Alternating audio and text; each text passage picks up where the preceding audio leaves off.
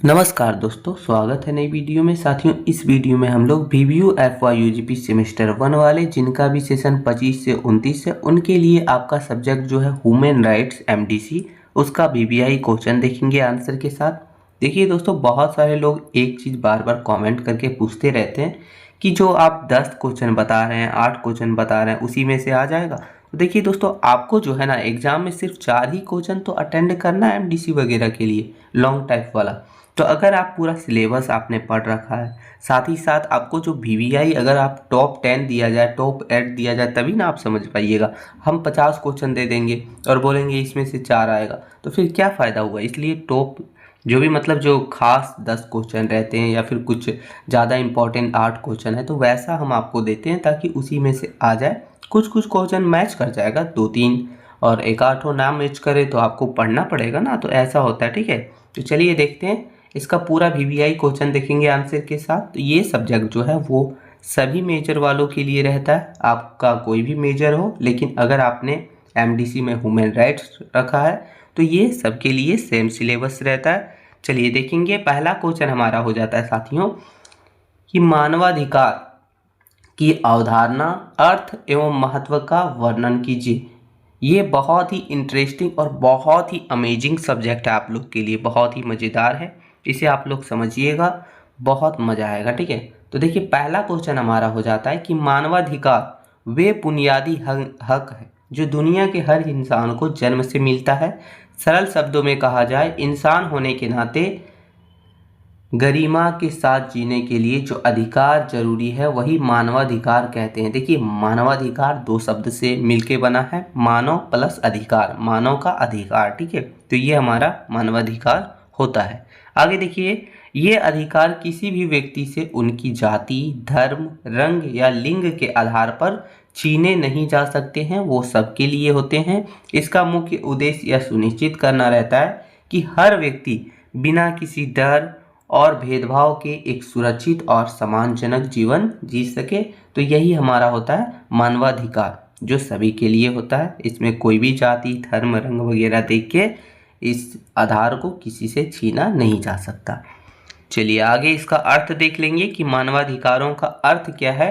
तो देखिए, यहाँ साफ तौर पर लिखा है कि मानवाधिकार 2 शब्द से मिलकर बना है, मानव प्लस अधिकार यानी मानवाधिकार।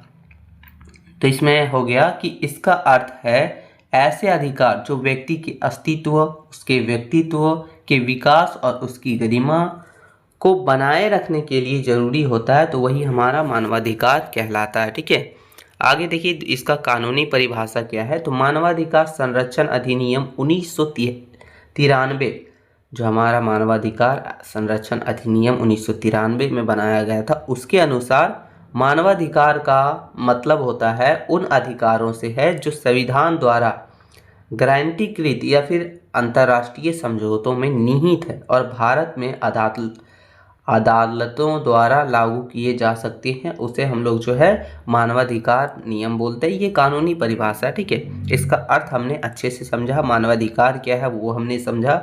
अब देखेंगे इसकी अवधारणा के बारे में दोस्तों कि मानवाधिकार की अवधारणा क्या होता है। तो मानवाधिकार की अवधारणा मुख्य रूप से मानव गरिमा यानी कि ह्यूमन डिग्निटी के विचार पर टिकी है। इसके प्रमुख पहलू निम्नलिखित है जो हम लोग समझेंगे। पहला हो गया सार्वभौमिकता। ये अधिकार पूरी दुनिया में सभी के लिए एक समान होती है। सार्वभौमिकता, यूनिवर्सलिटी, तो ये अधिकार सभी के लिए, दुनिया में सब के लिए एक ही जैसा होता है। दूसरा हो गया हमारा अविभाज्य और परस्पर निर्भर। सभी मानवाधिकार जैसे कि शिक्षा हो गया, स्वास्थ्य हो गया, बोलने की स्वतंत्रता एक दूसरे से जुड़े होते हैं। एक अधिकार के बिना दूसरे का पूर्ण आनंद संभव नहीं होता। यानी कहने का मतलब ये है, जितने भी अधिकार सबको मिले हैं, शिक्षा का अधिकार हो, स्वास्थ्य का, बोलने का अधिकार, ये जो है एक दूसरे से जुड़े हुए रहते हैं। एक के बिना दूसरा पूरा नहीं होता, आनंद संभव नहीं हो पाता, अधूरा लगता है। तो ये है। आगे है अप्रतिदेय। ठीक है, इन्हें किसी व्यक्ति से अलग नहीं किया जा सकता और ना ही कोई इन्हें स्वेच्छा से जोड़ सकता है। ये हमारा तीसरा। आगे है कि राज्य का शक्ति पर सीमा। ये अधिकार सरकार की शक्तियों पर अंकुश लगाते हैं ताकि वह नागरिकों के साथ मनमाना व्यवहार ना कर सके। यानी जो भी राज्य वगैरह होती है उसकी शक्ति से इसे जो है इस पर जो है कंट्रोल लगाया जा सकता है ताकि कोई भी नागरिक जो है अपना हद तक ही काम कर सके, उतना भी मनमाना नहीं कर सके। तो ये होता है हमारा। आगे देखेंगे कि मानवाधिकार जो होता है उसका क्या क्या महत्व है। तो मानवाधिकार केवल कागजी शब्द नहीं है, बल्कि ये जो है न्यायपूर्ण समाज का एक रीढ़ के रूप में काम करता है, जिसमें पहला हो गया हम लोग का व्यक्तिगत विकास के लिए बिना स्वतंत्रता और सुरक्षा के कोई भी व्यक्ति अपनी प्रतिभा का पूर्ण उपयोग नहीं कर सकता। शिक्षा और अभिव्यक्ति का अधिकार व्यक्ति को मानसिक रूप से स्वतंत्र बनाता है। यानी कहने का मतलब ये हुआ कि बिना कोई व्यक्ति फ्रीडम और अपने आप को सिक्योर फील नहीं करेगा तो अपनी प्रतिभा को पूरी तरह से वो उपयोग नहीं कर पाएगा। तो जो हमारा शिक्षा होता है, जो हमारे अंदर अभिव्यक्ति होती है, उसका अधिकार जो है व्यक्ति को मानसिक रूप से एक स्वतंत्र बनाता है। फिर हो गया कानून का शासन स्थापित करना। मानवाधिकार यह सुनिश्चित करते हैं कि सरकारें अपनी शक्तियों का दुष्प्रयोग ना करें, यानी गलत प्रयोग ना करें। यह जिसकी लाठी उसकी भैंस के सिद्धांत को खत्म कर कानून के शासन को बढ़ावा देने का काम करती है। ठीक है, तो ये है। आगे है कि सामाजिक समानता और न्याय। समाज के वंचित और कमजोर वर्ग जैसे दलित हो गया, आदिवासी हो गए, महिलाएं और बच्चे वगैरह, उन लोगों को जो है शोषण से बचाने के लिए मानवाधिकार एक ढाल की तरह काम करता है। तो ये आगे ये महत्व है। फिर आगे महत्व जो है वो है वैश्विक शांति और सुरक्षा। इतिहास गवाह है कि जहां मानवाधिकार का उल्लंघन हुआ, जैसे कि नाजी में हुआ, जर्मनी में हुआ, वहां युद्ध और अस्थिरता पैदा हुई। मानवाधिकार का सम्मान देशों के बीच और देश के भीतर शांति बनाए रखता है, और अगर इसका जो है उल्लंघन होता है, गड़बड़ाता है, तो वो जो है ये युद्ध वगैरह, अस्थिर वगैरह पैदा होती है। तो ये आगे देखिए, इसका जो महत्व है, लास्ट महत्व है, वो है कि लोकतांत्रिक मूल्यों का संरक्षण, स्वतंत्र प्रेस, निष्पक्ष चुनाव और विरोध करने का अधिकार मानवाधिकारों का ही हिस्सा है जो लोकतंत्र को जीवित रखते हैं। जैसे यानी कि लोकतांत्रिक मूल्यों का संरक्षण भी ये करता है। इसमें आप जो है अपने स्वतंत्र तरीके से प्रेस वगैरह छाप सकते हैं, निष्पक्ष चुनाव कर सकते हैं, विरोध करने का भी अधिकार रहता है। हमें जो पसंद है, जो नेता पसंद है या फिर जो भी लीडर पसंद है, उसे आप वोट दे सकते हैं, उसके खिलाफ बोल सकते हैं, उसके गलत पर आवाज़ उठा सकते हैं। तो ये सभी चीज़ें हमको अधिकार मिलता है मानवाधिकारों के थ्रू। आगे देखिए कि मानवाधिकारों का वर्गीकरण अगर किया जाए तो मानवाधिकारों को मुख्य रूप से 3 पीढ़ियों में बांटा गया है, जिसमें पहला पीढ़ी हो जाता है जो कि है प्रथम पीढ़ी, नागरिक और राजनीतिक अधिकार। इसमें आपको जीवन, स्वतंत्रता और समानता का अधिकार दिया जाता है। दूसरी पीढ़ी जो है हमारा द्वितीय पीढ़ी, ये है आर्थिक, सामाजिक और सांस्कृतिक अधिकार, जिसमें काम का अधिकार रहता है, स्वास्थ्य का अधिकार रहता है, भोजन का अधिकार रहता है। तो ये 3 है, ठीक है। फिर हमारा जो है वो है तृतीय यानी तीसरा पीढ़ी, ये है सामूहिक अधिकार, जिसमें स्वच्छ पर्यावरण का अधिकार हो गया, शांति का अधिकार हो गया। तो इसे जो है मुख्य 3 पीढ़ियों में बांटा गया है। तो ये था।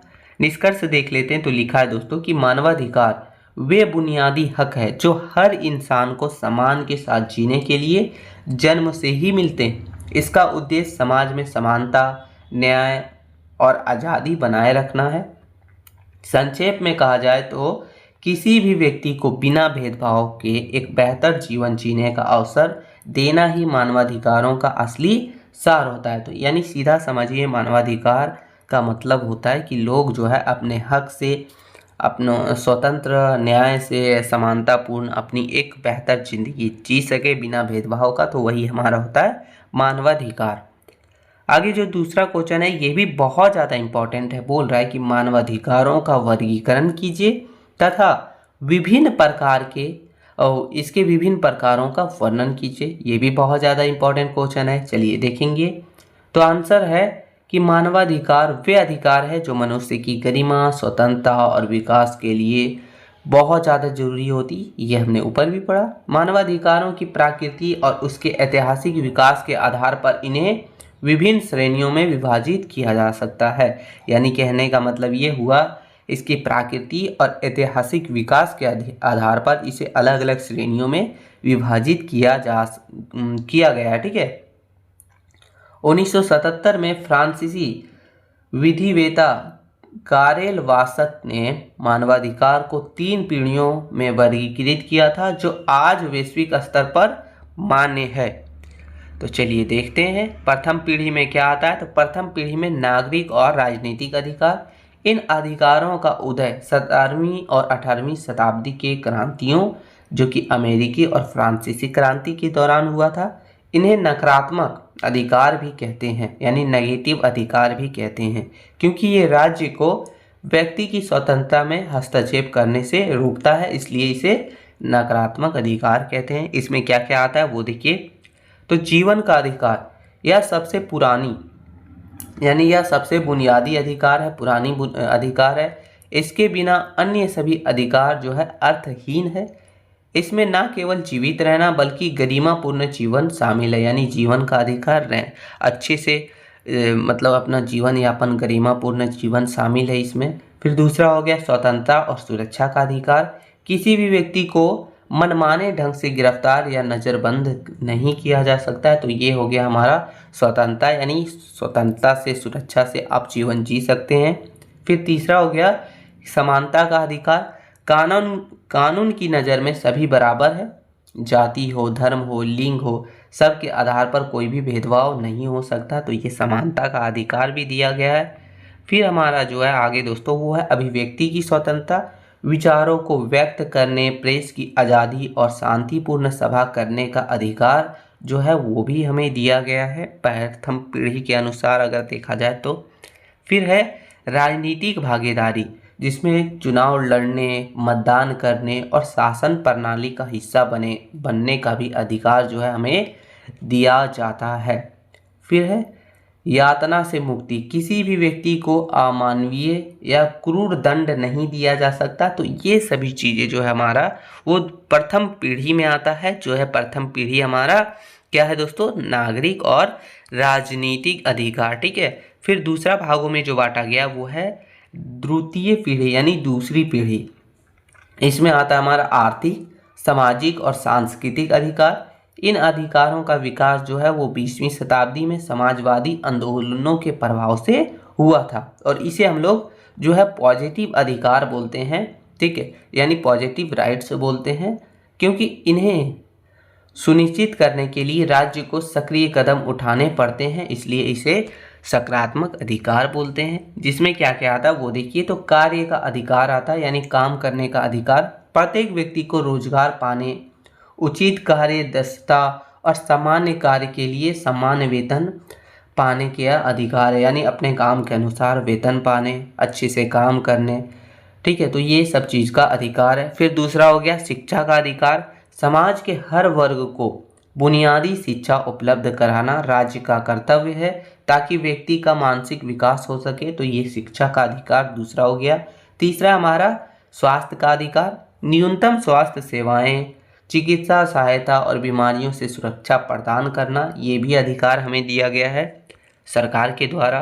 फिर है सामाजिक सुरक्षा, जिसमें हो गया वृद्धावस्था, बीमारी या विकलांगता की स्थिति में राज्य द्वारा आर्थिक सहायता, जैसे कि बीमा दिया जाता है, पेंशन वगैरह, ये सब प्राप्त करने का अधिकार भी दिया गया है। फिर आगे हमारा दोस्तों कि उचित जीवन स्तर, जिसमें आता है पर्याप्त भोजन, कपड़ा और स्वच्छ आवास का अधिकार। ये सभी अधिकार हमारे दूसरी पीढ़ी में दिया गया है। फिर लास्ट जो है वो है सांस्कृतिक अधिकार, जिसमें अल्पसंख्यकों को अपनी भाषा, लिपि और संस्कृति को संरक्षित करने का अधिकार। तो ये सभी अधिकार हमें मिलता है। ठीक है, चलिए आगे हमारा जो तीसरा पीढ़ी में बांटा गया है, तृतीय पीढ़ी, ये है सामूहिक और एकजुटता का अधिकार। ठीक है, यह वर्गीकरण सबसे जो है आधुनिक है, यानी कि ये जो वर्गीकरण है वो मॉडर्न है। ठीक है, आजकल का है। ये अधिकार किसी एक व्यक्ति के नहीं बल्कि पूरे मानव समाज, राष्ट्र या आने वाली पीढ़ियों के लिए होता है। जिसमें हमारा हो गया विकास का अधिकार। तो ये विकास का अधिकार जिसमें विकासशील देशों और समुदायों को अपनी आर्थिक व सामाजिक प्रगति सुनिश्चित करने का एक सामूहिक अधिकार होता है। तो ये विकास का अधिकार होता है, आप अपना विकास कीजिए। दूसरा है स्वच्छ पर्यावरण का अधिकार, आने वाली पीढ़ियों के लिए प्रदूषण मुक्त वातावरण और पारिस्थितिकी संतुलन बनाए रखना, यानी स्वच्छता बनाए रखना। तो ये अधिकार दिया गया है, आप जो है पर्यावरण को बचाइए, वातावरण को जो है प्रदूषण मुक्त करके रखिए। तो ये फिर हो गया तीसरा हमारा शांति का अधिकार, युद्ध की विभीषिका से सुरक्षा और वैश्विक शांति बनाए रखने का अधिकार भी हमें है। फिर आगे हमारा दोस्तों कि मानवता का साझा विरासत पर अधिकार, जिसमें अंतरिक्ष हो गया, समुद्र हो गया, प्राकृतिक संसाधनों का लाभ पूरी मानवता को मिलना चाहिए, ये सभी आपको जो है अधिकार दिया गया है। फिर हमारा हो जाता है आगे जो है आत्मनिर्णय का अधिकार, किसी भी जन समूह को अपनी राजनीतिक स्थिति या फिर भविष्य तय करने की स्वतंत्रता दी जाती है, जिसमें देखिए कोई भी राजनीतिक स्थिति को या फिर अपने भविष्य वगैरह को वोट वगैरह के माध्यम से मतदान करके आप जो है अपनी जो है भविष्य तय कर सकते हैं। तो ये सभी अधिकार दिया गया है हमारा तीसरा पीढ़ी में, ठीक है। तो ये टोटल था। आगे देखेंगे कि मानव में जो भारत में जो है वो मानवाधिकारों की क्या स्थिति है, अभी वो देखेंगे।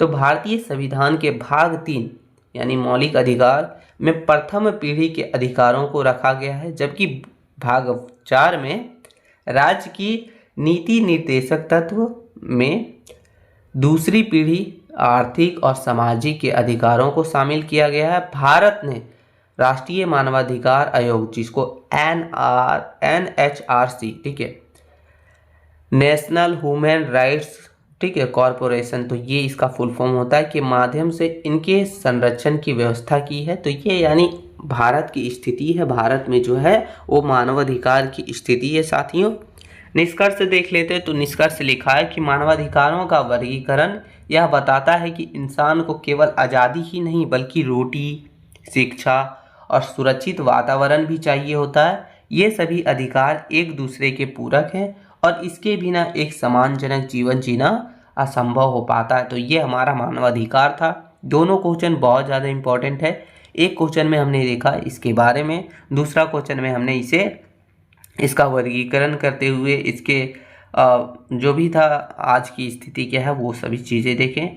आगे क्वेश्चन नंबर तीसरा है दोस्तों कि मानवाधिकारों की सार्वभौमिक घोषणा यानी UDHR 1948 पर संक्षिप्त टिप्पणी लिखी। जो हमारा UDHR है इसको पूरे मतलब इसको बोला जाता है मानवाधिकारों की सार्वभौमिक घोषणा, जो कि 1948 से मतलब में हुआ था। तो इसके बारे में आपको जानकारी लेना है, आखिर ये क्या चीज़ है, इसके ऊपर टिप्पणी लिखना है।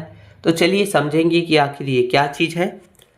तो दूसरा विश्व युद्ध जो हमारा हुआ था 1939 से 45 के दौरान हुए भीषण नरसंहार और मानवीय गरिमा के हनन ने दुनिया को झकझोर के रख दिया। विश्व के नेताओं ने महसूस किया कि भविष्य में ऐसी आपदाओं को रोकने के लिए मानवाधिकारों का एक वैश्विक मानक होना जरूरी है, यानी एक वैश्विक मंच होना जरूरी है, एक वैश्विक ग्रुप होना जरूरी है, ताकि आगे कभी ऐसा कुछ हो तो उसे रोका जा सके। तो इसी उद्देश्य से जो है संयुक्त राष्ट्र संघ यानी कि यूनाइटेड नेशन के गठन के बाद एक मानवाधिकार आयोग बनाया गया। इसकी अध्यक्षता अमेरिका के पूर्व प्रथम महिला एलिनोर रूजवेल्ट ने की थी, यानी इसकी अध्यक्षता जो है वो जो अमेरिका की पूर्व प्रथम महिला जिसका नाम था एलिनोर रूजवेल्ट, उन्होंने इसकी अध्यक्षता की थी। इस आयोग ने 2 साल की मेहनत के बाद UDHR, ठीक है, UDHR का मौजूदा तैयार करके रेडी किया था। तो ये था हमारा इसका इंट्रो, यानी समझ लीजिए कि जो दूसरा विश्व युद्ध हुआ था उसके बाद उस समय जो है बहुत ज़्यादा नरसंहार, बहुत ज़्यादा मानवीय गरिमा का हनन हुआ था। और ये सभी चीज़ देखते हुए विश्व के बड़े बड़े नेताओं ने ये सोचा कि आगे कभी ऐसी आपदाओं आए उसे रोकने के लिए हम एक जो है वैश्विक मंच बनाते हैं, वैश्विक ग्रुप जैसा बनाते हैं, मानक बनाते हैं, जिससे आगे कभी ऐसा हो तो उससे लड़ा जा सके। तो इसकी अध्यक्षता जो है वो अमेरिका की पूर्व प्रथम महिला एलिनोर एल्सवोल्ट ने की थी और 2 साल की मेहनत के बाद इसे जो है बनाकर तैयार किया गया था। आगे देखेंगे घोषणा और स्वरूप, यानी इसकी घोषणा कब हुई और इसका स्वरूप क्या था, तो वो देखेंगे। तो दिनांक 10 दिसंबर 1948 को इसे संयुक्त राष्ट्र महासभा द्वारा पेरिस में अपनाया गया था।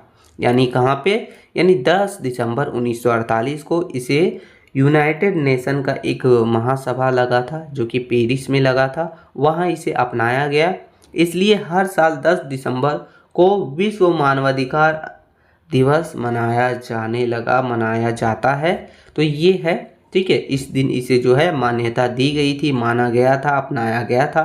स्वरूप में देखा जाए तो स्वरूप है दोस्तों, इसमें कुल 30 अनुच्छेद यानी 30 आर्टिकल्स हैं और एक जो है लंबा सा जो है प्रस्तावना है। यह दुनिया का सबसे अधिक भाषाओं यानी 500 से ज़्यादा भाषाओं में इसे अनुवादित दस्तावेज के रूप में इसे तैयार करके रखा गया है। यानी हर एक देश में तो 500 से ज़्यादा अनुवादित दस्तावेज के रूप में इसे रखा गया। UDHR का फुल फॉर्म होता है universal declaration of human rights. तो ये था हमारा UDHR का फुल फॉर्म, ये भी आप ध्यान रख लीजिएगा क्योंकि कई बार जो है हमें इसका पूर्ण नाम लिखिए ऐसा बोल के 1 मार्क्स वाला क्वेश्चन आपसे पूछा जा सकता है, तो ये ध्यान रखिएगा। आगे देखिए UDHR यानी universal declaration of human rights के मुख्य अनुच्छेद और प्रावधान के बारे में देखेंगे। तो देखिए UDHR के 30 अनुच्छेदों को 4 मुख्य भागों में समझा जा सकता है। यानी इसके जो 30 अनुच्छेद है, 30 आर्टिकल्स हैं, उसे आप 4 भागों में अच्छे से समझ सकते हैं, जिसमें पहला भाग हो गया हमारा बुनियादी दर्शन, जो अनुच्छेद 1 और 2 में दिया गया है, यानी आर्टिकल 1 और 2 में दिया गया है। इसमें क्या क्या है, तो सभी मनुष्य गरिमा और अधिकारों के मामले में स्वतंत्र और सम्मान पैदा हुए हैं। तो ये यानी पूरी तरह से स्वतंत्र हैं, वो सबके सम्मान हैं, तो ये पहली है। दूसरी है कि बिना किसी भेदभाव जाति के आधार पर, रंग के आधार पर, लिंग के आधार पर, भाषा के आधार पर, धर्म के आधार पर या फिर राजनीतिक वगैरह आदि के आधार पर इसे भेदभाव नहीं किया जा सकता।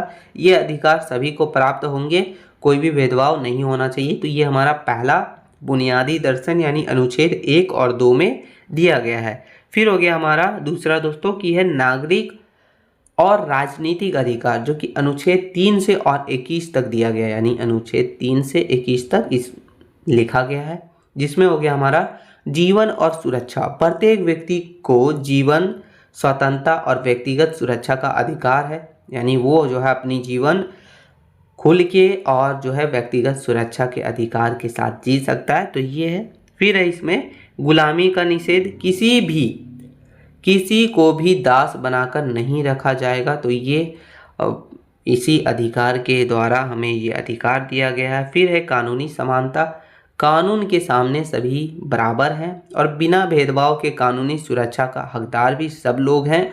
तो ये इसमें दिया गया था हमारा दूसरा।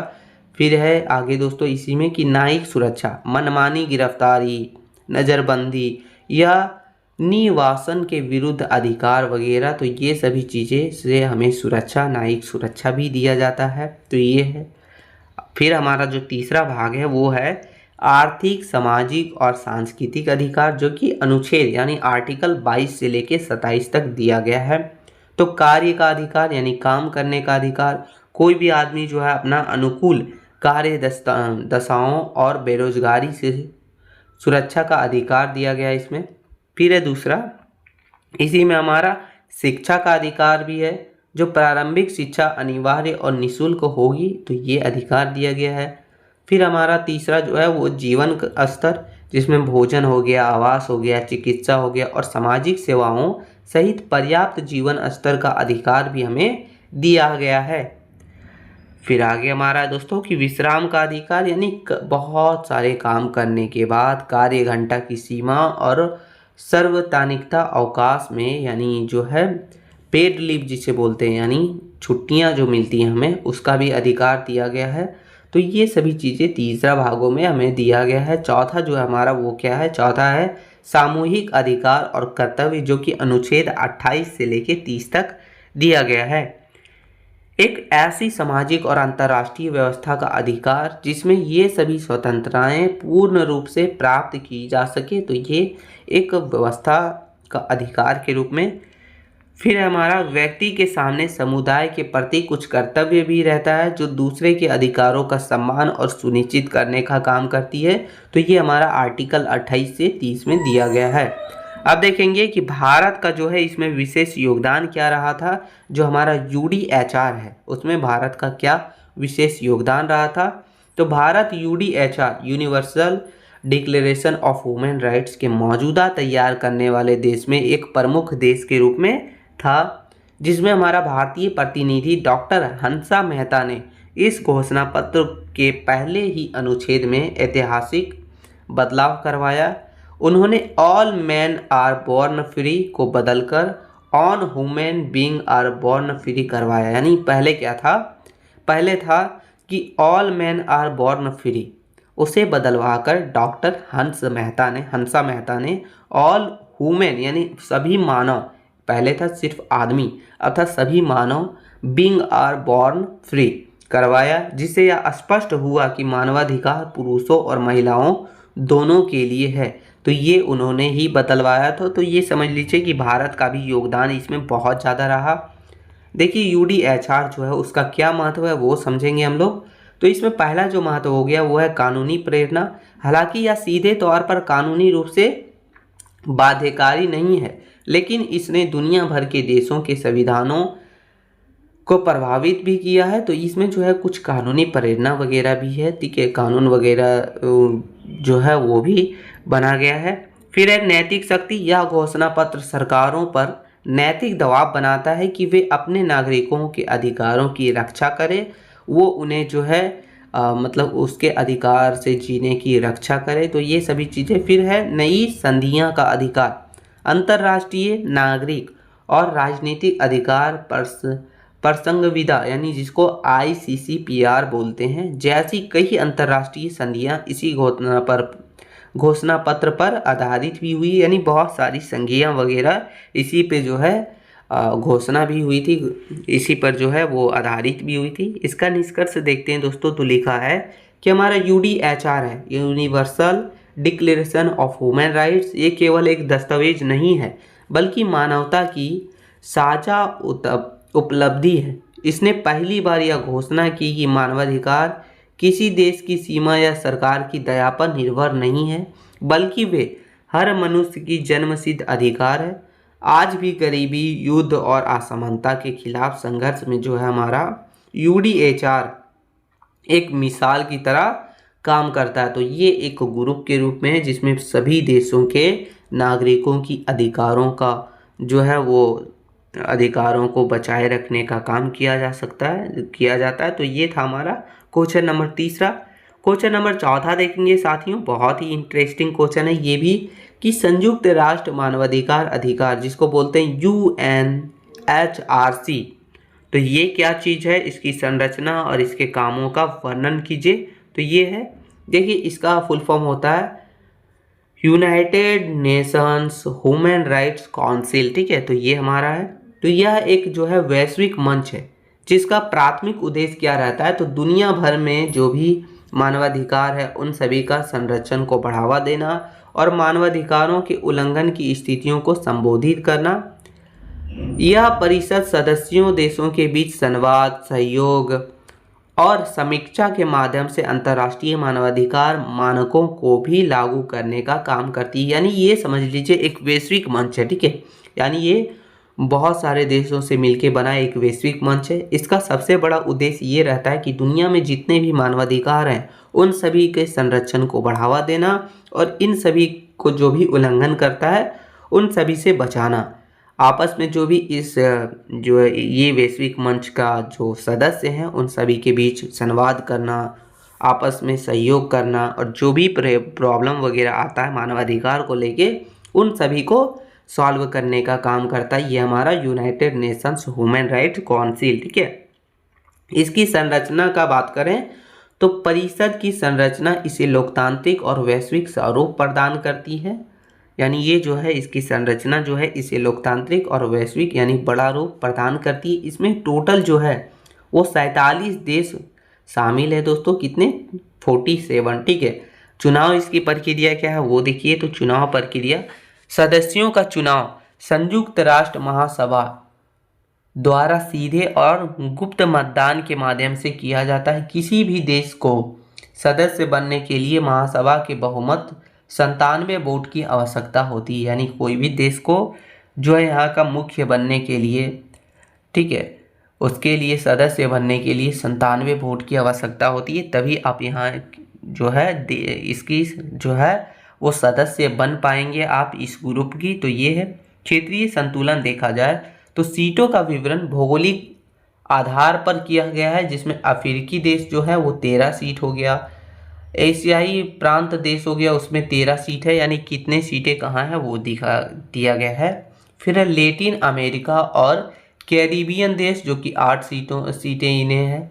फिर है पश्चिमी यूरोपीय और अन्य देश 7 सीटें, पूर्वी यूरोपीय देश जो कि 6 सीटें। तो ये सभी सीटें टोटल हमारा जो है वो 47 सदस्य हैं। और जो है सीटें कितने हैं तो कितने 97 वोट की आवश्यकता होती है, 97।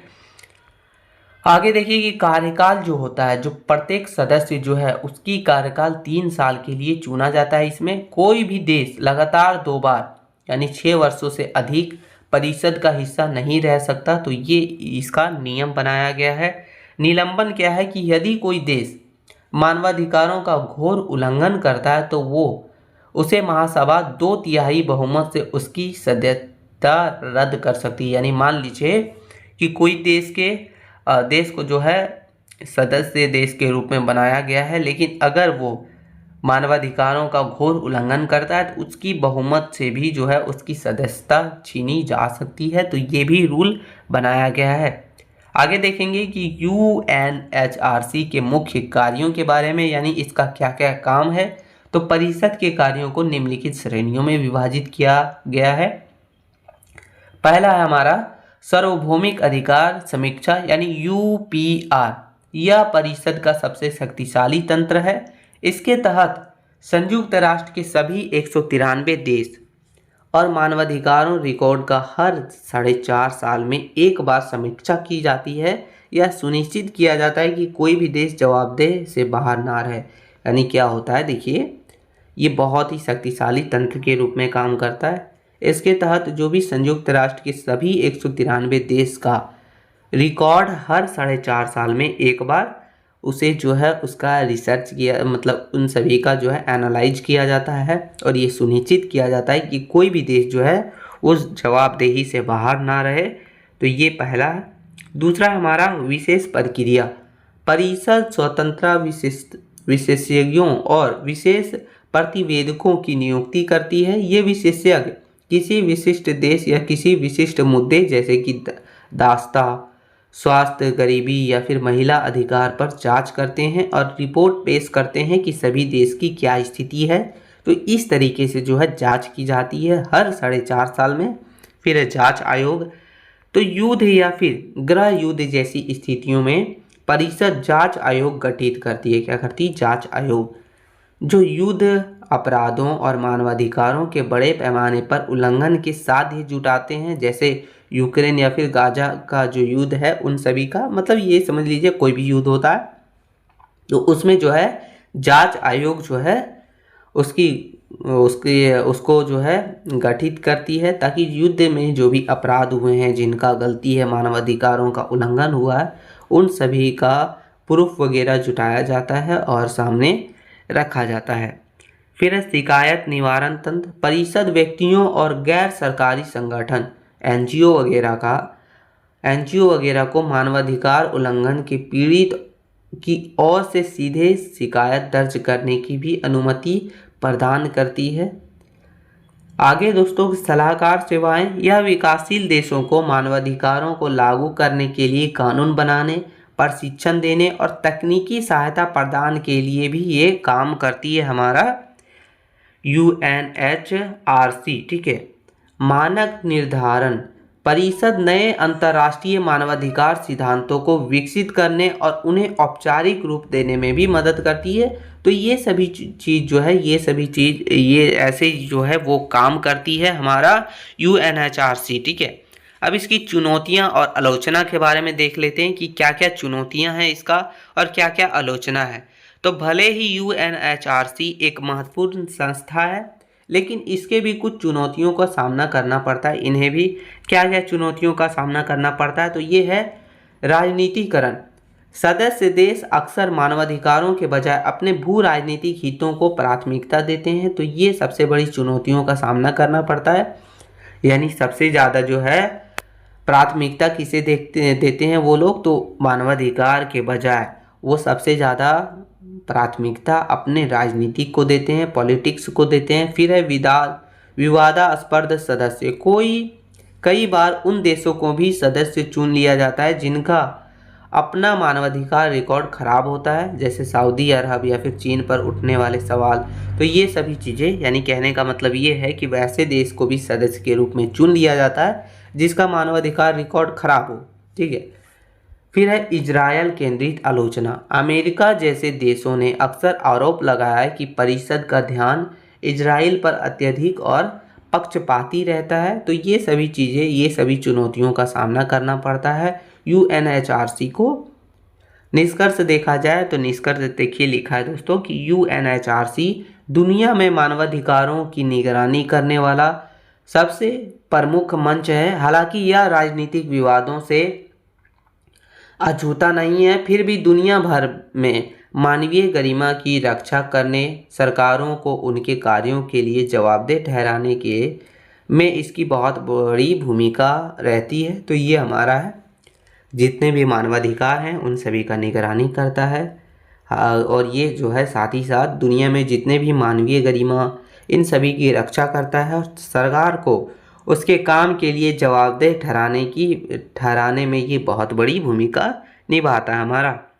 आगे क्वेश्चन नंबर 5वां देखेंगे दोस्तों, जो है संयुक्त राष्ट्र आदिवासी अधिकार घोषणा, जिसको बोलते हैं UNDRIP, जो 2007 में लागू किया गया था। इसके बारे में आपको लिखना है कि आखिर ये क्या चीज़ है। सबसे पहले हम लोग इसका फुल फॉर्म देखने का प्रयास करेंगे। फुल फॉर्म कहीं है तो चलिए देखते हैं दोस्तों फुल फॉर्म इसका, उसके बाद हम लोग आगे देखेंगे। ठीक, तो इसका फुल फॉर्म का जो है ना हम कमेंट में पिन कर देंगे, आप लोग देख लीजिएगा।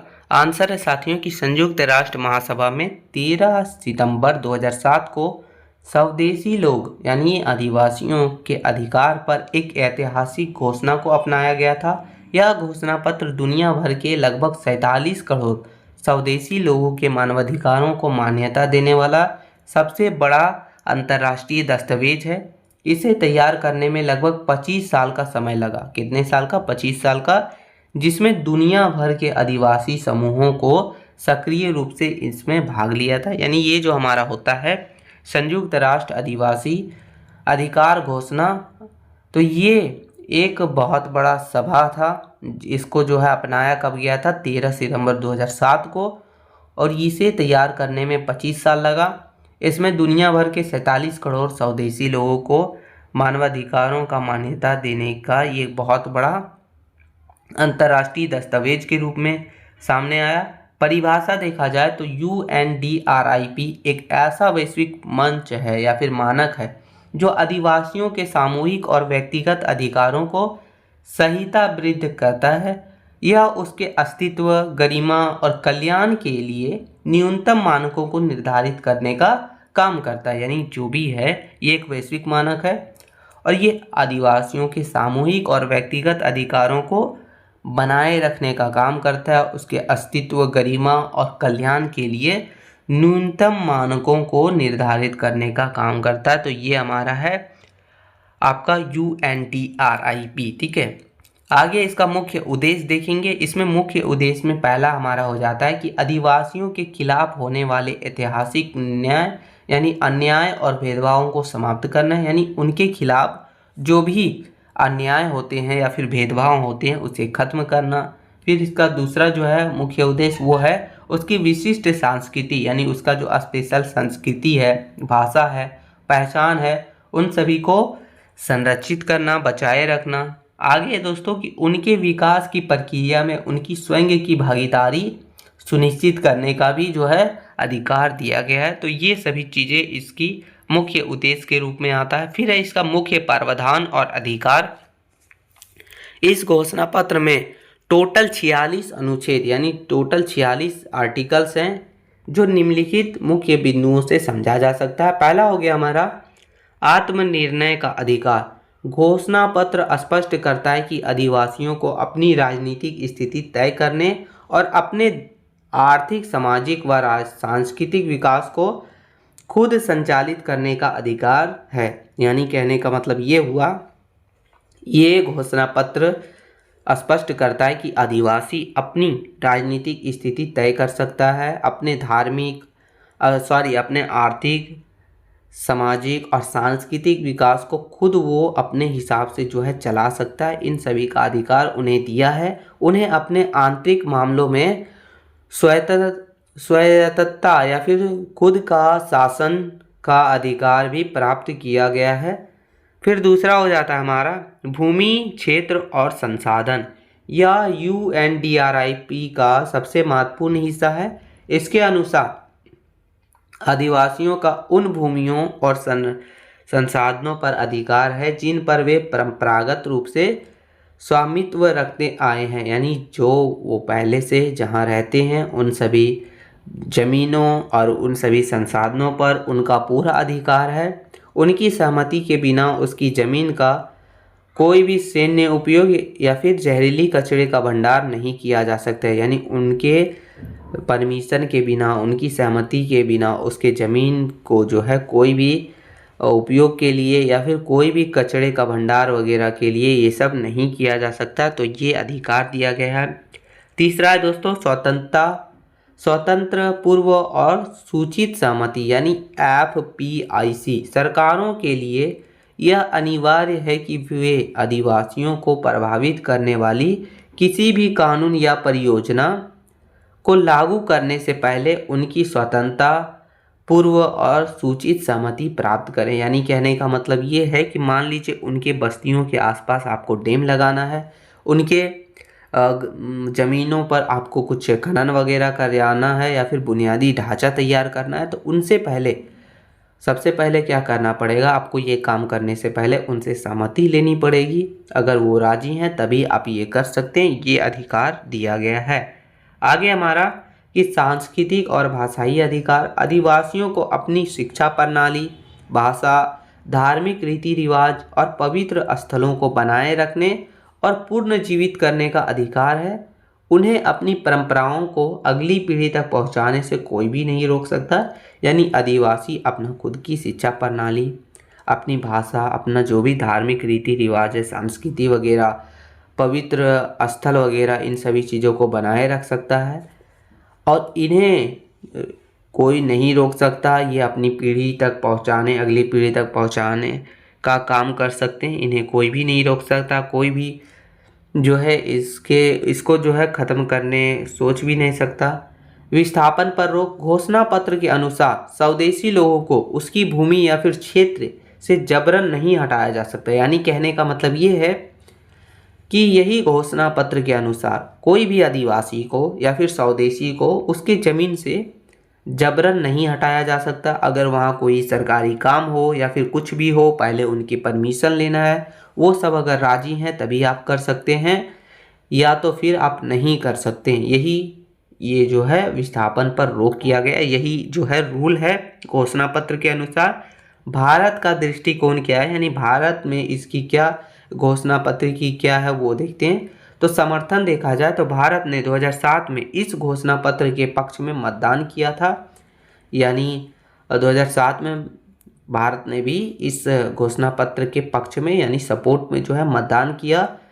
इसका व्याख्या क्या निकला, यानी इसका लास्ट में क्या निकला, तो भारत सरकार का तर्क है कि भारत की पूरी आबादी ही स्वदेशी है, इसलिए वह इंडिजियस पीपल शब्द का केवल अनुसूचित जनजाति SC ST तक सीमित नहीं मानता है। ये भारत सरकार का कहना है। उनका कहना है कि हमारी आबादी जो है वो पूरी स्वदेशी ही है, देसी ही है, ठीक है। तो ये है कानूनी स्थिति। देखा जाए तो भारत के कई कानून जैसे कि वन अधिकार अधिनियम जो कि FRA 2006 में और पैसा अधिनियम जो कि 1996 में UNDRIP के सिद्धांतों को काफ़ी हद तक लागू करने का काम करता है। तो ये भारत की स्थिति रही है इस कानून में। इसकी चुनौतियां जो है वो देखेंगे, यानी इस कानून में बहुत सारी चुनौतियों का भी सामना करना पड़ता है। तो कौन कौन सी चुनौती है, तो ये हो गया कानूनी बाध्यता का अभाव। यह एक घोषणा है कि वे संधि, इसलिए यह सदस्य देशों पर कानूनी रूप से बाध्यकारी नहीं है। ठीक है, यानी ये एक संधि के रूप में है, घोषणा के रूप में है, घोषणा है, ये संधि नहीं है, इसलिए कोई भी सदस्य देश कानूनी रूप से इसे बाध्यकारी नहीं कर सकता। तो ये है। फिर एक कार्यवान, कई देशों में विकास परियोजनाओं और कॉर्पोरेट हितों के कारण आदिवासियों की भूमि अधिकारों का आज भी उल्लंघन होते आया है। तो ये इसकी चुनौतियां रहा है इस कानून का। ठीक है, इस घोषणा पत्र का निष्कर्ष देखा जाए तो सीधे शब्दों में कहें तो UNDRIP जो हमारा 2007 में लागू हुआ था, आदिवासियों के लिए एक सुरक्षा कवच की तरह काम करता है। यह दुनिया को यह संदेश देता है कि आदिवासियों की जमीन, जंगल, उनकी संस्कृति वगैरह पर उनका खुद का अधिकार है और किसी भी विकास कार्य में उनकी मर्जी शामिल होना जरूरी है। यह उन्हें समाज में सम्मान के साथ जीने का हक देता है। तो ये कानून उन्हीं लोगों के सुरक्षा कवच की तरह काम करता है। तो ये था हमारा। आगे क्वेश्चन नंबर 6 देखेंगे। क्वेश्चन नंबर 6 है दोस्तों कि मानवाधिकार संरक्षण अधिनियम जो कि 1993, इसकी प्रमुख धाराओं का वर्णन कीजिए। तो इसकी जो भी प्रमुख धारा है वो देखेंगे। तो मानवाधिकार संरक्षण अधिनियम 2000 जो हमारा 28 सितंबर 1993 को लागू किया गया था। कब किया गया था? 28 सितंबर 1993 को। इसका मुख्य उद्देश्य भारत में मानवाधिकारों की रक्षा के लिए एक संस्थागत ढांचा तैयार करना था। 1991 के पेरिस सिद्धांत के अनुरूप भारत ने इस कानून के माध्यम से राष्ट्रीय और राज्य के स्तर पर मानवाधिकार आयोगों के गठन के मार्ग में प्रशस्त किया। यानी कहने का मतलब ये है, आप समझिए कि मानवाधिकार संरक्षण अधिनियम लागू कब हुआ था? तो 28 सितंबर 1993 में। और इसका उद्देश्य क्या रहा था? तो ये एक संस्थागत ढांचा के रूप में तैयार किया गया था। जो हमारा 1991 का पेरिस सिद्धांत था उसी के अनुरूप में इसे तैयार किया गया था। और ये जो कानून था हमारा वो राष्ट्रीय और राज्य स्तर पर मानवाधिकार आयोग के गठन के लिए ये बनाया गया था नियम। आगे है अधिनियम की प्रमुख धाराओं के बारे में देखेंगे। यानी ये अधिनियम बनाया गया तो उसके प्रमुख धाराएं कौन कौन सी है? तो अधिनियम की कार्य प्रणाली को समझने के लिए इन धाराओं को जानना बहुत ज़्यादा जरूरी है। जो कि धारा 3 राष्ट्रीय मानवाधिकार आयोग NHRC के गठन का प्रावधान करती है। ये हमारा धारा 3। ठीक है, फिर धारा 12 हो गया जो कि आयोग के कार्य, यह सबसे व्यापक धारा। इसके तहत आयोग खुद या किसी शिकायत पर मानवाधिकार उल्लंघन की जांच करवा सकता है। तो ये हमारा धारा 12 के अनुसार है। फिर धारा 13 जिसमें जांच की शक्ति है। जांच के दौरान आयोग को सिविल कोर्ट की शक्तियां प्राप्त होती है या किसी भी व्यक्ति को गवाही के लिए बुला सकता है और दस्तावेज मांग सकता है। तो ये धारा 13 के अंदर उन्हें जो है ये शक्ति दी गई है। फिर हमारा हो जाता है धारा 18 जांच के दौरान कदम क्या क्या, यानी जांच पूरी होने के बाद आयोग सरकार को मुआवजे का भुगतान करने या दोषी अधिकारियों के खिलाफ कानूनी कार्रवाई शुरू करने का सिफारिश भी कर सकता है। तो ये धारा 18 के अंदर ये ताकत दी गई है, ये शक्ति दी गई है। फिर हमारा धारा 21 है दोस्तों, ये राज्य स्तर पर राज्य मानवाधिकार आयोग जो हमारा होता है SHRC के गठन का प्रावधान करती है।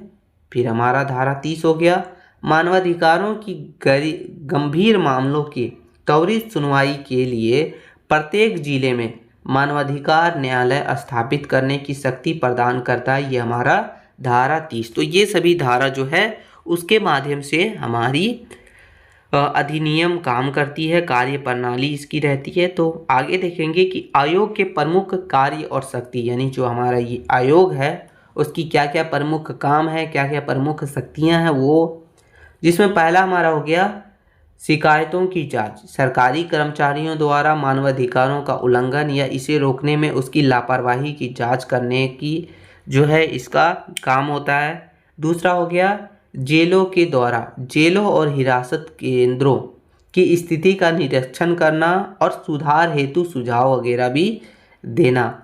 तीसरा सार्वभौमिक समीक्षा, मानवाधिकारों की रक्षा के लिए बनाए गए कानून और सार्वभौमिक संवैधानिक प्रावधानों की प्रभावशीलता की समीक्षा करना। तो ये सभी काम जो है वो हमारा इस अधिनियम का है। चौथा है जागरूकता फैलाना, समाज के विभिन्न वर्गों में मानवाधिकार के प्रति शिक्षा और जागरूकता को बढ़ावा देना ताकि वे भी जो है समझ सके मानवाधिकारों के बारे में। तो ये हमारा चौथा काम है। पांचवा है गैर सरकारी संगठन का प्रोत्साहन, यानी जो हमारा एनजीओ वगैरह होता है उसका प्रोत्साहन, मानवाधिकार क्षेत्र में काम करने वाली संस्थाओं के प्रयासों की सराहना और सहयोग करने का काम करता है ये अधिनियम। और ये अधिनियम में जो है वो एक संशोधन हुआ था, जब हुआ था हमारा 2019 में। तो इसका प्रमुख संशोधन क्या हुआ था वो देखिए। तो अधिनियम को और अधिक समावेशी बनाने के लिए 2019 में कुछ बदलाव किए गए थे। और क्या क्या बदलाव थे? तो अब सुप्रीम कोर्ट के किसी भी पूर्व न्यायाधीश को एनएचआरसी के अध्यक्ष बनाया जा सकता है। ये सबसे पहला जो है मतलब ये जो है अधिनियम में संशोधन किया गया था, जो जिसमें ये पहला चीज़ बदला गया था। पहले पूर्व सीजीआई ही बन सकते थे, लेकिन इसे बदल के क्या कर दिया गया कि अब कोई भी सुप्रीम कोर्ट के पूर्व न्यायाधीश को जो है एनएचआरसी का अध्यक्ष बनाया जा सकता है। फिर क्या किया गया कि सदस्यों के कार्यकाल को 5 साल से हटाकर, यानी उस 5 साल से कम करके 3 साल तक कर दिया गया। तो ये कर दिया गया दूसरा प्रावधान। तीसरा क्या था कि सदस्यों के पूर्ण नियुक्ति की पात्रता को बढ़ाया गया। तो ये सभी चीज़ें प्रावधान में किया गया था। आगे देखेंगे इसके कुछ लिमिटेशंस के बारे में, सीमाओं के बारे में। तो आयोग की सिफारिशें सलाहकारी प्रकृति की होती है, यानी सरकार उन्हें मानने के लिए कानूनी रूप से बाध्य नहीं कर सकता है। तो ये इसकी लिमिटेशंस है।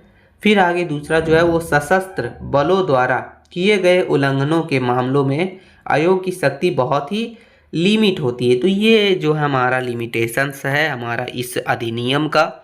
निष्कर्ष देख लेते हैं अब कि सीधे शब्दों में कहा जाए तो मानवाधिकार संरक्षण अधिनियम 1993 एक ऐसा कानून है जो सरकार और पुलिस की शक्तियों पर लगाम लगाने का काम करता है। यह आम जनता को यह भरोसा देता है कि यदि कोई अधिकार उसका अधिकारों को गलत इस्तेमाल करता है तो मानवाधिकार आयोग के पास जाकर मदद मांग सकते हैं। यह कानून देश में न्याय और बराबरी बनाए रखने के लिए एक मजबूत रक्षा कवच की तरह काम करता है। ठीक है, तो ये था हमारा मानवाधिकार संरक्षण अधिनियम 1993। ये सब क्वेश्चन थोड़ा सा जो है ना आपको पढ़ना पड़ेगा।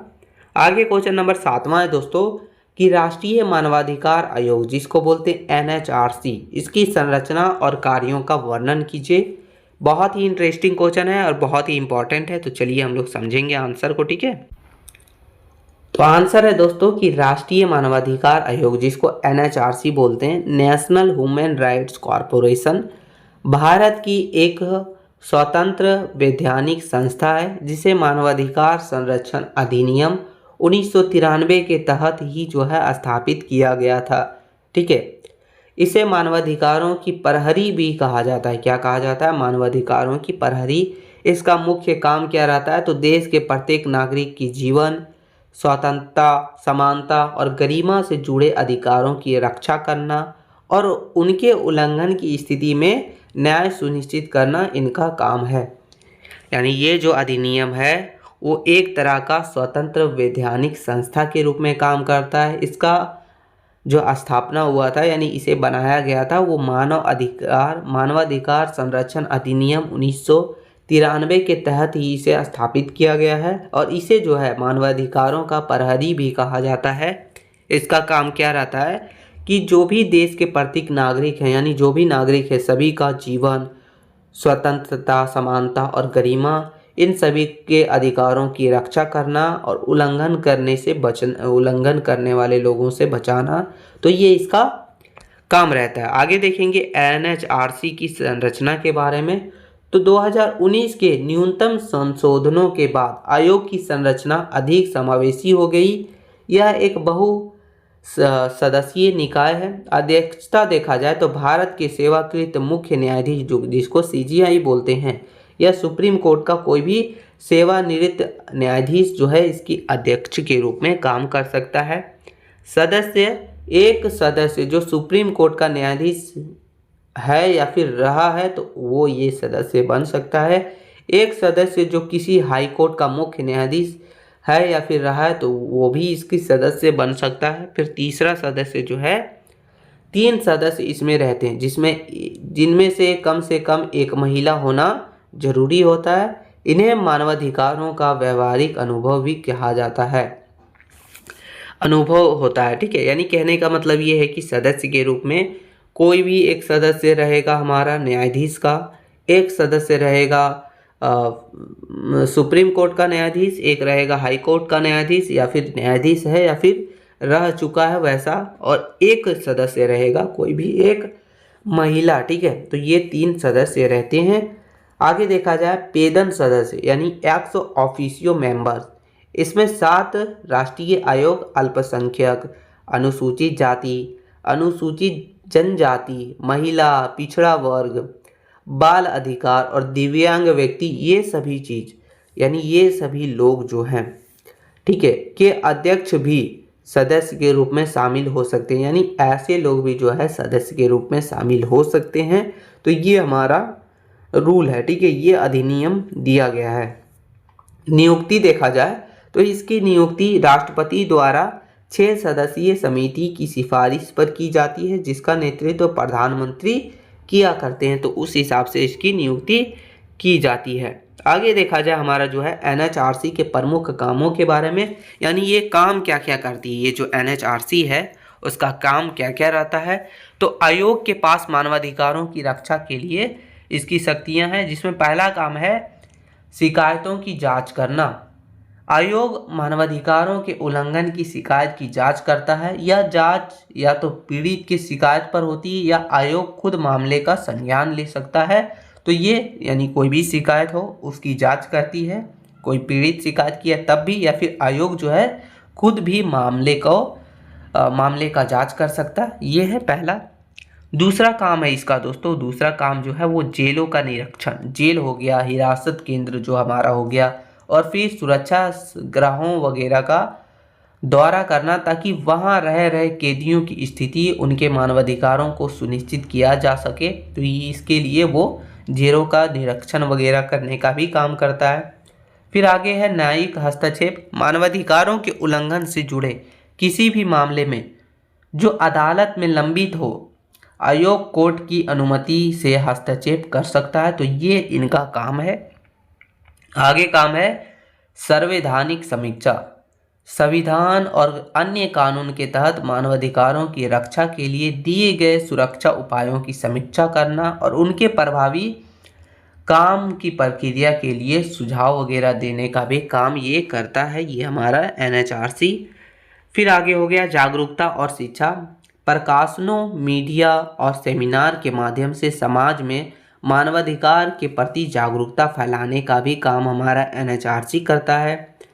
फिर अनुसंधान देखा जाए यानी रिसर्च, तो मानवाधिकार के क्षेत्र में नए शोध वगैरह को बढ़ावा देना और अंतर्राष्ट्रीय संधियों के पालन की सिफारिश वगैरह करना। तो ये सभी चीज़ें जो है, ये सभी काम जो है हमारा वो काम है एनएचआरसी का। ठीक है साथियों, आगे देखेंगे इसकी कुछ शक्तियों के बारे में और इसके कुछ लिमिटेशंस के बारे में।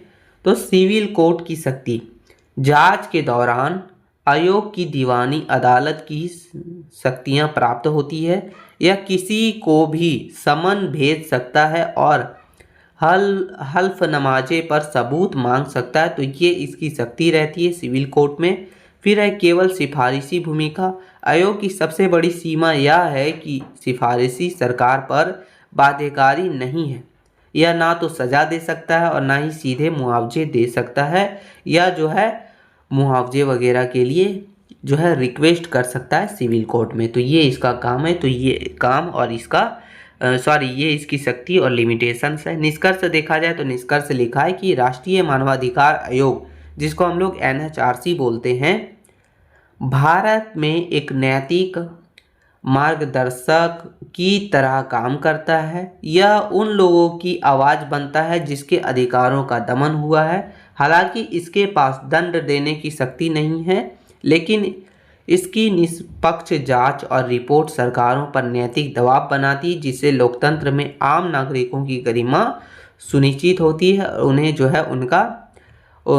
है उनका अधिकार बनाए रखने में काम आती है। तो ये NHRC जो है उसका हम जो फुल फॉर्म बताए थे वो गलत था। NHRC का फुल फॉर्म होता है नेशनल ह्यूमन राइट्स काउंसिल, ठीक है, काउंसिल होता है, कॉर्पोरेशन नहीं होता है, ठीक है। तो ये हमारा क्वेश्चन था 7वां जो कंप्लीट हो गया। आगे क्वेश्चन नंबर 8वां देखेंगे साथियों। क्वेश्चन नंबर 8वां है कि मानवाधिकार उल्लंघन के कारण और प्रकारों का वर्णन कीजिए। यानी कि जो हमारा ह्यूमन राइट्स है, मानवाधिकार अधिनियम है, मानवाधिकार वगैरह, उसका उल्लंघन क्यों होता है, कौन से कारण से होता है और इसके क्या क्या प्रकार हैं वो देखेंगे। बहुत ही इंटरेस्टिंग क्वेश्चन है। तो बोला है कि मानवाधिकार वे मूलभूत अधिकार है जो प्रत्येक व्यक्ति को जन्म से ही प्राप्त होता है, चाहे उसकी जाति, धर्म, लिंग, भाषा या राष्ट्रीयता कुछ भी हो। जब सरकार, कोई संस्था या व्यक्ति इन अधिकारों को छीनता है या उसमें बाधा डालता है तो मानवाधिकार उल्लंघन होता है, ठीक है। संयुक्त राष्ट्र के मानवाधिकारों के सार्वभौमिक घोषणा UDHR 1948 के अनुसार मानवाधिकारों का सम्मान करना विश्व में शांति और न्याय की पहली शर्त है। तो चलिए समझते हैं। बोल रहा है कि देखिए मानवाधिकार जो है वो एक अधिकार के रूप में है, बहुत ही इंपॉर्टेंट अधिकार जो हर एक व्यक्ति को जन्म से ही प्राप्त होता है, चाहे उसकी जाति कुछ भी हो, धर्म कुछ भी हो, लिंग कुछ भी हो, भाषा कोई सा हो, कोई भी राष्ट्रीयता हो, फिर भी उसे वो अधिकार दिया गया है।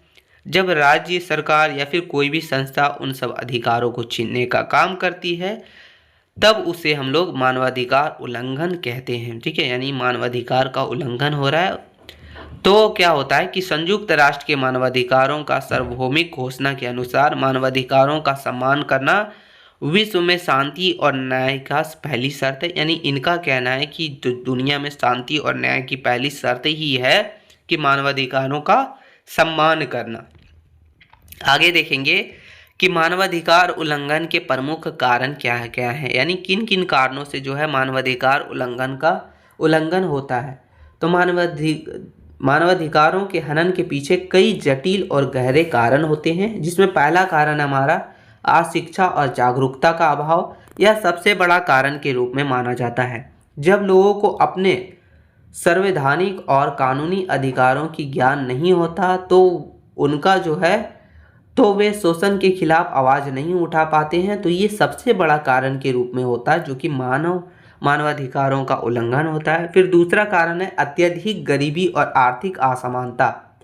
गरीबी के कारण लोग बुनियादी ज़रूरतें जिसमें भोजन हो गया, आवास वगैरह के लिए अपनी गरिमा और अधिकारों से समझौते कर लेते हैं। बंधुए मजदूरी और बाल श्रम इसी का परिणाम है। यानी क्या होता है, अत्यधिक गरीब, आर्थिक असमानता के कारण लोगों को जो है अपने अधिकारों से समझौता करना पड़ता है। वो क्या करते हैं, बंधुआ मजदूर बन के रह जाते हैं या फिर अपने बच्चों वगैरह को भी काम पर लगा देते हैं, बाल श्रम वगैरह। तो ये सब जो है इसी का परिणाम है, ठीक है।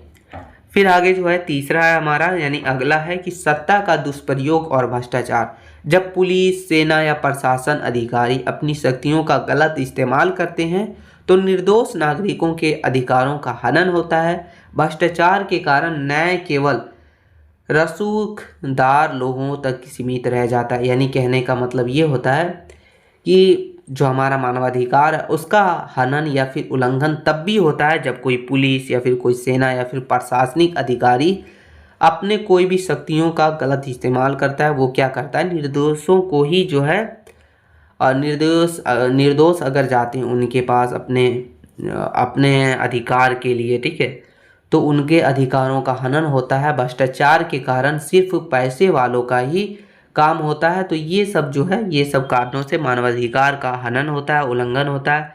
आगे है सामाजिक और सांस्कृतिक कुरीतियाँ, इनके कारण भी, जिसमें हो गया हमारा जातिवाद के कारण होता है, सांप्रदायिकता के कारण होता है, पीड़ित सत्तात्मक सोच समाज में बदलाव भेदभाव पैदा करती है।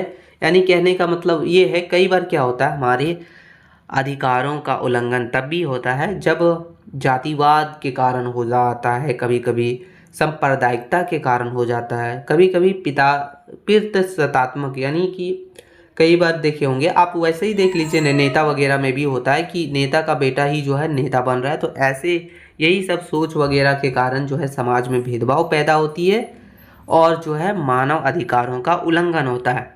दलितों, अल्पसंख्यकों और महिलाओं के खिलाफ हिंसा अक्सर इन्हीं सामाजिक ढांचों के कारण होता है। यानी इन्हीं सभी के कारण जो है दलितों के, अल्पसंख्यकों और महिलाओं के खिलाफ हिंसा वगैरह होती है। आगे हमारा राजनीतिक अस्थिरता और संघर्ष, युद्ध, गृह युद्ध या आतंकवाद जैसी स्थितियों में मानवाधिकार सबसे पहले प्रभावित होते हैं। ऐसी स्थितियों में जीवन और सुरक्षा का अधिकार पूरी तरह से खतरे में पड़ जाता है। तो ये कारण है, युद्ध वगैरह, गृह युद्ध वगैरह, आतंकवाद, ये सब के कारण भी मानवाधिकार का सबसे बड़ा उल्लंघन होता है। फिर आगे जो कारण है दोस्तों जिसके कारण मानवाधिकार का उल्लंघन होता है, वो है न्यायिक प्रणाली की कमियां, मुकदमों का वर्ष तक चलना या फिर न्याय का महंगा होना अपराधियों के हौसले बुलंद करता है, जिससे मानवाधिकार उल्लंघन की घटनाएं और भी बढ़ती है। यानी क्या होता है, मुकदमे सालों साल तक चल रहे हैं, कोई भी चीज़ जो है सही से नहीं हो रहा है, मतलब सही से न्याय नहीं मिल रहा है, और अपराधियों को भी जो है मतलब छोड़ दिया जाता है, ठीक है। तो ये सब कारण से जो है अपराधियों का हौसला बुलंद होता है और मानवाधिकार का उल्लंघन होता है। तो ये सभी कारण था मानवाधिकार उल्लंघन का। आगे देखेंगे हमारा कि मानवाधिकार उल्लंघन के प्रकार के बारे में, यानी कितने प्रकार से जो है मानवाधिकार उल्लंघन होते हैं। तो मानवाधिकारों के उल्लंघन को मुख्य रूप से 3 श्रेणियों में विभाजित किया जा सकता है। पहला श्रेणी है नागरिक और राजनीतिक उल्लंघन। यह उल्लंघन व्यक्ति के व्यक्तिगत आज़ादी और सुरक्षा से संबंधित होती है, तो इसलिए इसका नाम, ये जो पहला पार्ट है वो है नागरिक और राजनीतिक उल्लंघन, जिसमें हिरासत में मौत हो गया या फिर यातना, पुलिस स्टेशन या फिर जेल में कैदियों के साथ मारपीट करना या उसकी जान ले लेना, ये सबसे बड़ी जो है मानवाधिकार उल्लंघन के प्रकार में आती है। फिर हम फर्जी मुठभेड़, बिना कानूनी प्रक्रिया के किसी भी आरोपी का हत्या कर देना, ये भी बहुत बड़ा जो है हमारा मानवाधिकार उल्लंघन के प्रकार हैं। फिर अभिव्यक्ति की स्वतंत्रता का दमन, पत्रकारों, कार्यकर्ताओं या आम नागरिकों को सच बोलने या विरोध करने पर जेल में डालना, तो ये भी एक बहुत बड़ा गलत है। फिर है मनमानी गिरफ्तारी, बिना किसी ठोस आधार या वारंट के किसी को भी हिरासत में रखना, तो ये सभी जो है हमारे पहले प्रकार में आते हैं। दूसरा प्रकार है सामाजिक, आर्थिक और सांस्कृतिक उल्लंघन। इसमें क्या क्या चीज़ आते हैं वो देखिए। तो ये समाज की व्यवस्था और जीवन स्तर से जुड़े अधिकार हैं, जिसमें पहला हो गया हमारा बाल मजदूरी और तस्करी, बच्चों से खतरनाक उद्योगों में काम कराना या मानव तस्करी के जरिए उसका शोषण करना, तो ये इसमें आता है।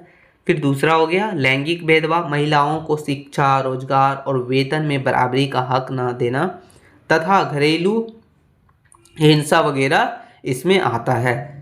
और आगे दोस्तों की स्वास्थ्य और शिक्षा से वंचित रखना, जानबूझकर किसी समुदाय को बुनियादी स्वास्थ्य सेवा या फिर स्कूल से दूर रखना, तो ये सभी चीज़ें हमारा दूसरा उल्लंघन में आता है। फिर है इसमें आगे दोस्तों की जातिवाद भेदभाव, छुआछूत हो गया या फिर किसी विशेष जाति के लोगों का सामाजिक बहिष्कार वगैरह करना, तो ये सभी चीज़ें जो है उल्लंघन का सबसे बड़ा प्रकार के रूप में आता है। आगे जो तीसरा रूप में हम लोग का बांटा गया वो है सामूहिक और पर्यावरणीय उल्लंघन। यह पूरे समुदाय या फिर आने वाली पीढ़ी को प्रभावित करता है, जिसमें क्या क्या आता है। तो देखिए जबरन विस्थापन, विकास परियोजना या फिर सरकारी कामों के लिए सरकारी कामों के नाम पर आदिवासियों को उनकी ज़मीन से बिना उचित मुआवजे के बेदखल कर देना, तो ये बहुत बड़ा जो है उल्लंघन का कारण के रूप में बनता है, उल्लंघन के प्रकार के रूप में है। फिर है पर्यावरणीय विनाश, तो ये हमारा है प्रदूषण फैलाना जिनसे लोगों के स्वच्छ पर्यावरण में जीने का अधिकार का हनन होता है। फिर है नक्सली हिंसा, किसी विशेष समुदाय को पूरी तरह से खत्म करने की कोशिश करना, तो ये सभी चीज़ देखा जाए तो मानवाधिकारों का उल्लंघन करने का जो है प्रकार है हम लोग का, ठीक है। ये हमने पूरे देखा कि आखिर मानवाधिकार का उल्लंघन कैसे होता है, किन कारणों से होता है, कितने प्रकार से होता है, तो ये सभी चीज़ हमने समझा, मानवाधिकार के बारे में हर एक चीज़ समझा। आगे देखिए हमारा निष्कर्ष है दोस्तों कि सीधे शब्दों में अगर कहा जाए तो मानवाधिकारों का उल्लंघन समाज की एक गंभीर बीमारी है जो गरीबी, भेदभाव और सत्ता को गलत इस्तेमाल करने का कारण से ये फैलती है, ठीक है। यानी इन लोगों का गलत कार्य करने से ही जो है हमारा मानवाधिकारों का उल्लंघन फैलते जाता है। जब तक समाज में शिक्षा नहीं आएगी और लोग जागरूक नहीं होंगे तब तक केवल कानूनों से ही इसे रोकना मुश्किल हो। एक बेहतर दुनिया वही है जहां हर व्यक्ति, चाहे कि वह अमीर या गरीब, समान और आज़ादी के साथ जी सके। यानी गरीब हो या अमीर हो, लेकिन वो सम्मान तरीके से, यानी सेम तरीके से सबको रिस्पेक्ट मिले, सेम तरीके से जिए, आज़ादी से जिए, तो वही जो है एक अच्छी दुनिया कहलाती है। यही कहने का मतलब है। तो यही हमारा देखिए दोस्तों टोटल जो है, हमने ज़्यादा क्वेश्चन नहीं लिया, टोटल 8 ही प्रश्न है हमारा ह्यूमन राइट्स एमडीसी के लिए। बहुत सारे लोग बोलेंगे कि सिर्फ 8 ही, देखिए अब 8 तो अच्छे से कर लीजिए, आपको वहाँ पूरा थोड़ी 7 क्वेश्चन अटेंड करना है, 7 में से कोई भी 4 ही तो अटेंड करना है, तो 4 आपको यहीं से मिल जाएगा अगर आप अच्छे से कर लेते हैं तो। देखिए यही सब क्वेश्चन को अच्छे से आपको कर लेना है। उसके बाद आपको जो है 1 मार्क्स के लिए भी क्वेश्चन करवाया जाएगा बहुत जल्द। बस आपको क्या करना है, चैनल पर नए हैं तो सब्सक्राइब कर लीजिएगा ताकि वीडियो अपलोड हो सबसे पहले आपको जानकारी, नोटिफिकेशन मिल सके। और वीडियो को एक छोटा सा लाइक ज़रूर कर दीजिएगा। मिलते हैं नई वीडियो में, तब तक के लिए जय हिंद मित्रों।